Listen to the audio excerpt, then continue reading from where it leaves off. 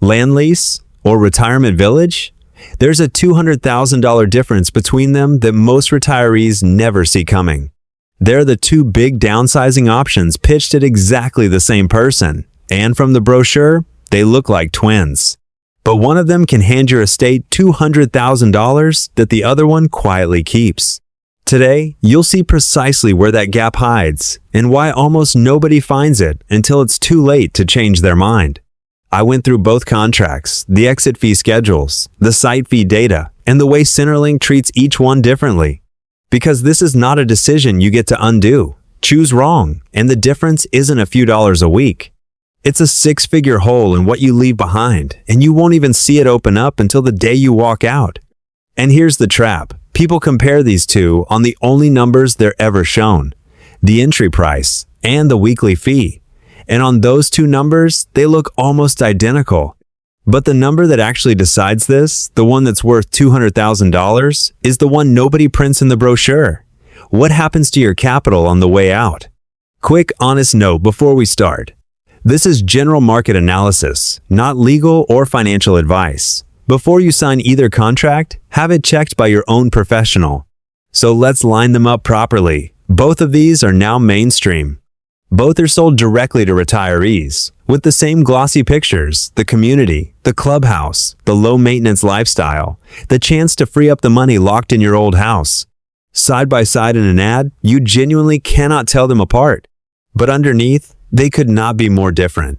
And it comes down to one question. What do you actually own? In a retirement village, you usually don't buy the home at all. You buy the right to live in it, a lease, a license, sometimes a strata title under the Retirement Villages Act. And the operator makes most of its money on the way out through something called a deferred management fee.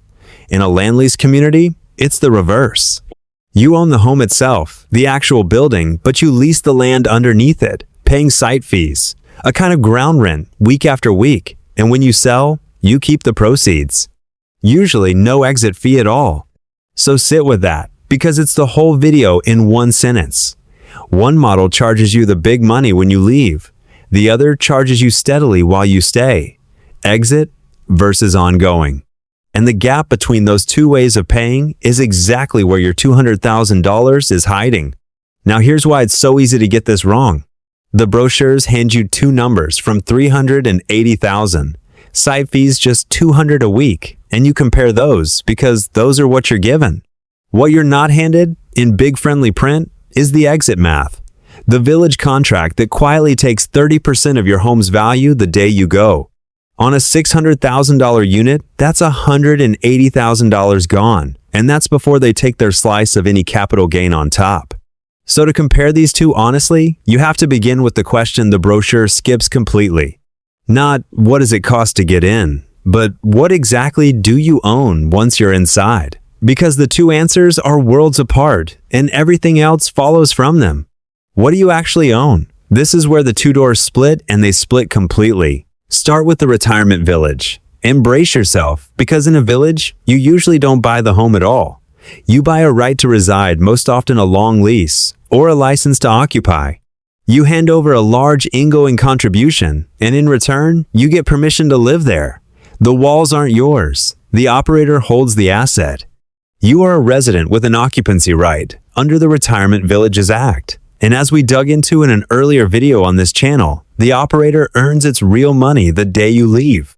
While you're living there, you pay general service charges, the staff, the gardens, the insurance, the common areas. Fair enough. But the big cost is the one you don't see coming, because it's deferred. The deferred management fee climbs quietly, around 2.5% to 3% for every year you stay, until it caps out near 25% to 30% of your home's value after 7 to 10 years. And then, on top of that, many contracts take a share of any capital gain and subtract refurbishment and selling costs before they hand you or your estate whatever remains. And here's a detail that bites harder than it looks. In a great many village contracts, the operator controls the sale when it's listed, how it's marketed, who's allowed to buy it. So you can have moved out, or your family can be grieving, and the fees can keep running the whole time the operator takes to find a buyer. You don't even control your own exit. Now the other door. In a land lease community, it's almost the mirror image. Here, you genuinely own the home, the actual building, full title, yours. What you don't own is the ground beneath it. That you lease, under a site agreement, and you pay rent on its site fees week after week, for as long as you live there. Those site fees run roughly $150 to $350 a week, call it $8,000 to $18,000 a year, and that rent is the operator's real income. But here's the trade. When you sell, you keep the lot, 100% of the sale price, 100% of any gain, no deferred fee, clipping a third off the top. In a land lease, the operator doesn't profit from your exit, it profits from your rent. But don't mistake keep 100% for your money is safe. Because you own a home on land you don't, its value is capped by whatever the next buyer will pay for a house on a rented site, and that hangs on the park's reputation and on how high those site fees have climbed by then. You keep all of a number that somebody else gets to move. So there it is, plainly. The village takes a big bite when you leave and lets you live cheaply. The land lease lets you keep everything when you leave and charges you steadily while you stay. One monetizes the exit, the other monetizes the rent. And which one costs you more depends entirely on a number that neither brochure ever asks you for. So let's put real money on each. And we'll start with the one that does its damage in a single brutal moment the day you walk out of the village. Because the deferred management fee is the biggest and the most misunderstood number in this whole comparison. The deferred management fee. Let's stop talking about it as a percentage and put a real dollar figure on it. It works like a meter running against you from the day you move in. For every year you live in the village, a slice of your home's value is quietly set aside for the operator, often around 3% a year, sometimes double that, accumulating year after year until it hits its cap, usually somewhere near 30% after about 7 to 10 years. You never pay it monthly. You never feel it leave your account. It simply accrues, silently, in the background, waiting for the one day it all comes due, the day you leave. So let's make it real. The median retirement village unit in this country costs around $460,000. Stay long enough to reach the cap, and the deferred management fee on that is roughly $130,000. On a $600,000 unit, it's $180,000. That is not a fee. That is the deposit for a whole house, handed to the operator for the privilege of having lived somewhere. And for a great many contracts, that's still not the end of it. Because plenty of them also take a share of your capital gain half, sometimes more, or calculate the fee on the higher resale price rather than what you originally paid. So if your home rose in value while you lived in it, the operator takes a cut of that climb as well. You carried the place for a decade. They share the upside. And here's the part almost nobody knows until it's happening to them. When you move out or when you pass away, the bills do not stop. In most contracts, you or your grieving family keep paying the weekly recurrent fees until the unit finally resells, and the operator often controls that sale. So you can be long gone, the unit sitting empty, and the meter still running for months. Consumer advocates have a blunt way of putting it. Some residents simply cannot afford to leave. Their money is locked inside the walls, and the fees keep ticking until a stranger moves in. And we're still not done. On top of the deferred fee and the share of your gain comes the refurbishment, the new carpet, the fresh paint to dress the unit for the next buyer. Then the marketing, the selling costs, the admin fees, each one carved off your exit check before it ever reaches your hands.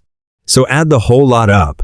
After a decent stay, a village resident or their estate typically walks away with somewhere between 60 and 75% of what they put in.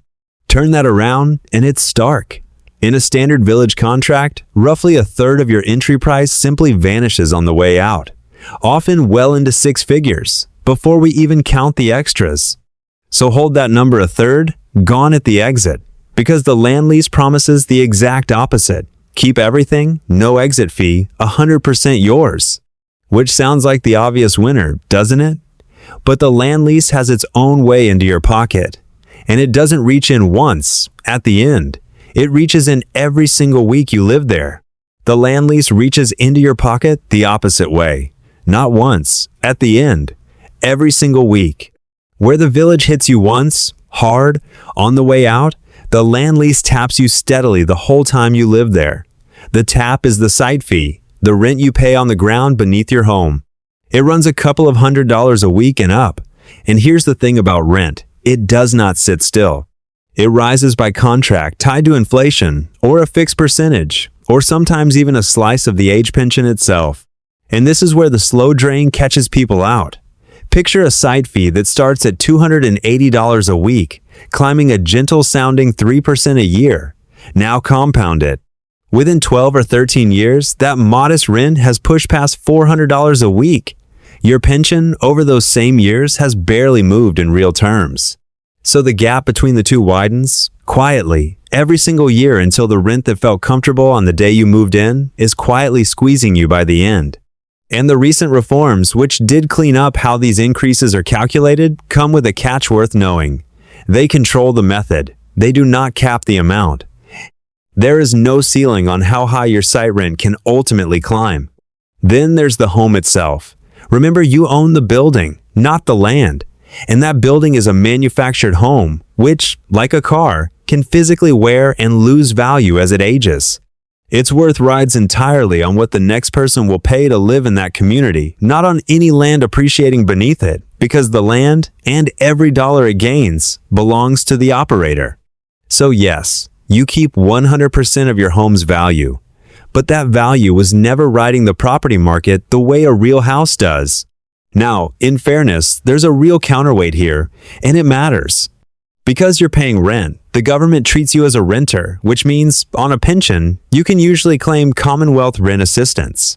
And that can hand back around $75 a week against those site fees. It doesn't erase the rent, but it softens it, meaningfully in a way the village resident, who isn't classed as a renter at all, simply never gets. Exactly how much you'd get, and how it weaves into your pension, is its own detailed question, and it's one we'll point you to shortly. So let's be fair to the land lease, because it isn't a trap in disguise, it's a genuine trade. It spares you that brutal exit fee. It frees up your capital from day one. And rent assistance takes the edge off the weekly cost. But in return, you shoulder a rent that only ever rises, on a fixed income, with no cap, and you own an asset that may never ride the property market the way a real house would. So now we hold both halves of the puzzle.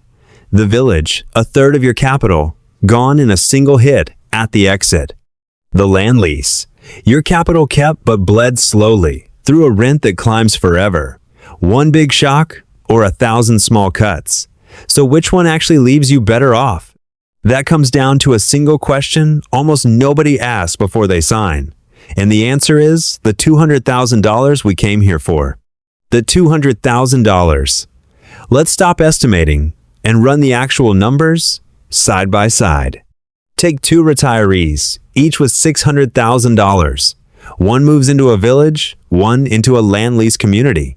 Same money in, same 10-year stay. And let's say each home rises to $700,000 by the end. On paper, identical. So let's watch what each one actually hands back. In the village, the deferred management fee takes its 30%, $180,000. The contract shares the capital gain, so of that $100,000 rise, the resident keeps maybe half, $50,000. Net it all out, and after 10 years, the resident or their estate walks away with somewhere around $450,000. Out of $600,000 that went in, now the land lease, no deferred fee, no share of the gain. The home sells for $700,000 and the resident keeps all of it, minus the ordinary cost of selling. They put in $600,000, they walk away with close to $700,000. So set those two side by side. The same $600,000 in, the village returns around $450,000. The land lease returns around $700,000. That is a gap of roughly $250,000, and even on the most cautious assumptions, comfortably north of $200,000 between two homes that look like twins in the brochure. And this isn't a thought experiment. In real published case studies, it's the same picture. One resident leaves with close to $600,000, the other with under $380,000. The $200,000 difference is real, it's documented, and almost nobody runs the sum before they sign. But here's the part that separates honest analysis from a sales pitch. because it is not always this lopsided. The village's biggest weapon, the deferred fee, takes years to fully arm. Stay only a year or two, perhaps a short stay before moving into higher care, and the fee has barely begun. It might be 5 or 10%, not 30. In that window, the village can come out even or ahead once you count the services and the support it bundles in. It's the long stay that turns brutal. Push past 5, 6, 7 years, and the deferred fee climbs to its full cap and locks in. And from there, no rising rent on earth can pull the village back level. The longer you live in a village, the more decisively the land lease wins, which means the question was never which one is better. It's how long do you honestly expect to stay? A short, supported final chapter of life? The village may well earn its fee. A long, independent decade or two ahead of you? The land lease can leave your family $200,000 better off. The right answer is hiding inside a number that only you can estimate. But numbers on a spreadsheet are bloodless. To really feel what choosing wrong costs, you have to see what it does to the people who got it wrong, the estates that lost a fortune they never knew was at risk, and the residents that rising rent slowly squeezed out of the home they owned. Because behind both of those columns are real families. Behind those two columns are real families, and they carry two completely different kinds of pain. Start with the village, because its damage is loud. A 90-year-old woman paid $490,000 for her villa back in 2009. When she finally left, she received $343,000. The operator had carved off more than $100,000 in fees. And here's the part that stings. While she lived there, the houses around her rose 150% in value. The operator then relisted her old villa for $1.1 million. She walked away with a fraction. They kept the rest. And she is far from alone. One contract took a 35% exit fee after just 3 years, and then added a $167,000 refurbishment bill, leaving the resident going backwards. An investigation found contracts with exit fees as high as 60% and described some villages bluntly as financial prisons. A retired actuary said it plainly. Many residents lose up to half of everything they put in a remarkably short time. Now, the land lease doesn't make headlines like that. Its damage is quiet. There's no single shocking bill on the way out. Instead, there's the rent climbing, year after year, on an income that doesn't. The hardship here isn't a figure on an exit statement. It's the slow realization, a decade in, that the site fee has nearly doubled while the pension has barely stirred, and that the comfortable choice has quietly turned into an unaffordable one. Advocates have a name for it, being slowly priced out of a home you actually own. So here's the honest shape of it. Both models can work, but they fail in opposite directions. The village traps you at the exit, one enormous, irreversible bill.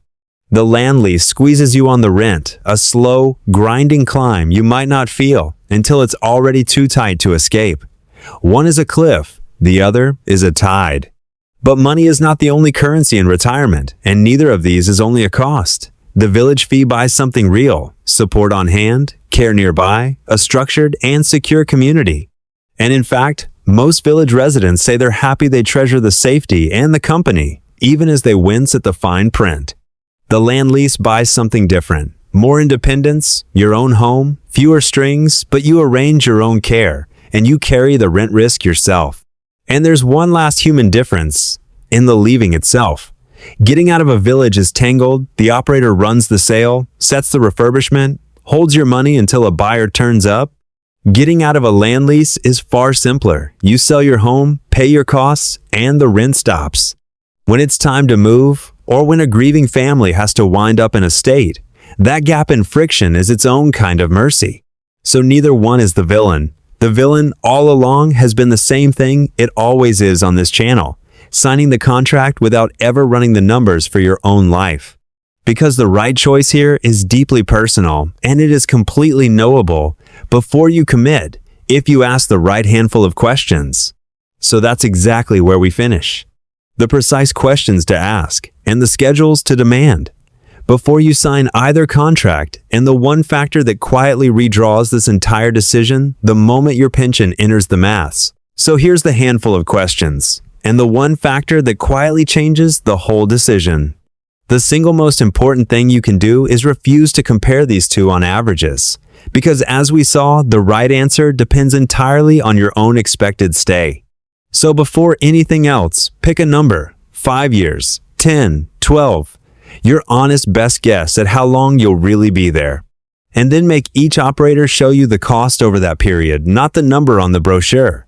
Your timeline. From the village, you demand 4 things, in writing. 1. Exactly how the deferred fee is calculated, the percentage per year, the cap, and whether it's charged on what you paid or on the higher resale price. 2. Whether they take a share of your capital gain and how big a share. 3.